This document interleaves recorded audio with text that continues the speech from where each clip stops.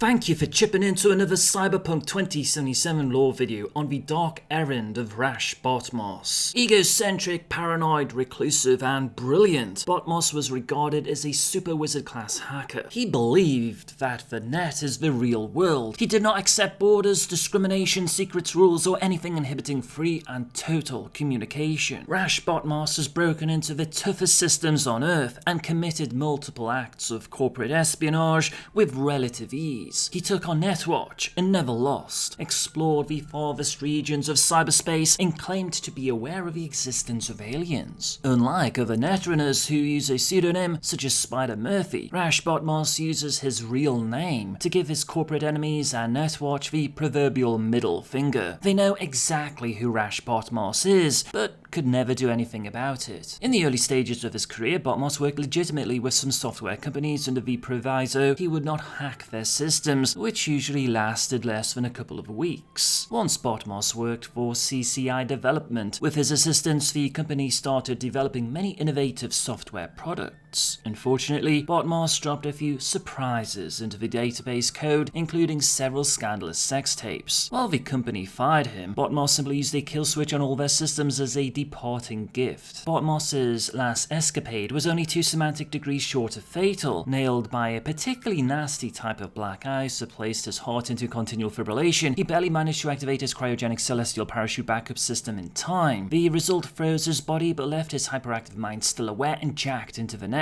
Bartmoss was too paranoid to tell anyone to retrieve his body should he be killed. Thus, he became a frost-covered chunk of frozen meat, deteriorating in a cryogenic freezer, disguised to look like a refrigerator, while still managing to be the best hacker in the world. During the Fourth Corporate War, Militech asked Rache Bartmoss for his assistance against Arasaka. He was adamant against working for a corporation no matter how tenuous the connection, but Alt Cunningham convinced him to join her in the hunting for the Soul Killer 2.5 program. During Dark Errand, Arasaka agents finally tracked down the apartment Bartmoss resides in. The apartment is interesting because it potentially could be something CD Projekt Red could draw influence from for one of their side quests in Cyberpunk 2077. Bartmoss worked on his apartment project for more than 10 years, with it being in full operation for at least 3 years. Everyone who lived in the apartment were corporate workers. Almost all of them were programmers, but every single one of them has a neural processor. This was no coincidence. Rache arranged by various ways to get everyone who didn't have a neural implant to leave the building. This he accomplished through a combination of credit destruction, police file tampering, posting rewards in bounty hunter magazines, and even getting other businesses to offer incompetent people outrageous employment opportunities. At the same time, he located suitable people for his project. A suitable person was a corporate worker, essentially someone competent but not particularly bright, who had a neural processor and was socially inept. One by one, Rache took these people and infiltrated them with a customized anti-personnel program of his own design. While it didn't erase or replace their entire personality, it overlaid a part of their subconscious with his own directives. These directives included being a model citizen, a hard worker, socially private if not reclusive, and chipping in to the net every night. These victims all moved into the apartments which had been vacated. Soon, everyone in the apartment building was a person with a hidden subconscious personality program. Now,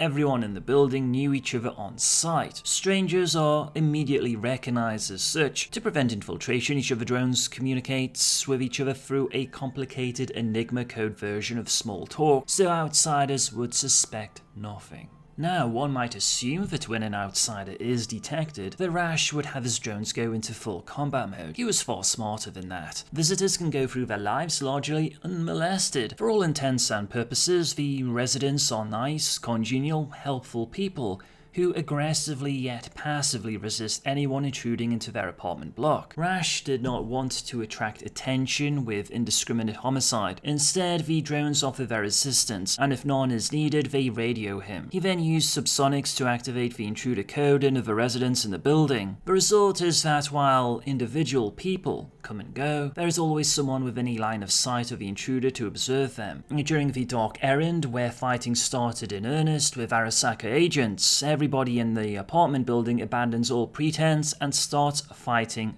viciously. In addition to the residents, Rache had a secret army of robots hiding in the apartment, such as tarantula, centipede and beetle robots, and bumblebee helicopter remotes. The final boss of Dark Errand was the legendary Deathwish. That is, Deathwish, the Cyber Kitty. Solid black, outfitted with titanium rippers in its mouth and paws. Deathwish, the Cyber Kitty, protects the refrigerator that the frozen body of Bartmoss rests in. Bartmoss upgraded the Cyber Kitty's programming to produce a deadly mixture of feline instinct in Jackie Chan martial arts techniques. Following the demise of the Cyber Kitty, Arasaka agents riddle the frozen body of Bartmoss with bullets. Suddenly, a set of red flags whip up next to the fridge and start waving mechanically. An old-fashioned bell by the door starts ringing loudly. Red light flashes of a printer next to the bell. The printer spits out 3 pieces of paper. Strains of Beethoven's Ode to Joy start booming from its stereos throughout the Connapt. Connapt